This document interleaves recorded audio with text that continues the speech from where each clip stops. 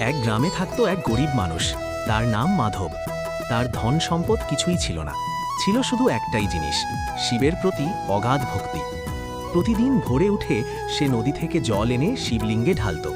না ছিল দুধ, না ছিল ফুল, তবু বলতো, হে মহাদেব, মনটাই আমার নিবেদন। একদিন গ্রামে ভয়ানক দুর্ভিক্ষ এলো। মানুষ শিব পূজা ছেড়ে রোজগারের চিন্তায় পড়ল, কিন্তু মাধব একদিনও পূজা ছাড়েনি। এক রাতে শিব স্বয়ং ভিখারির রূপে তার ঘরে এলেন। বললেন, মাধব, আমি 3 দিন না খেয়ে আছি, কিছু দেবে? মাধব নিজের শেষ খাবারটুকুও তুলে দিলেন ভিখারির হাতে। নিজে না খেয়ে বললেন, ভগবান, তুমি খেলে আমিও তৃপ্ত। ঠিক তখনই ভিখারি রূপ ভেঙে শিব প্রকাশ পেলেন। মহাদেব বললেন, যে আমাকে মন দিয়ে ডাকে, আমি তার জীবনের সব দুঃখ নিজেই বয়ে নিই। পরদিন থেকে মাধবের জীবন বদলে গেল।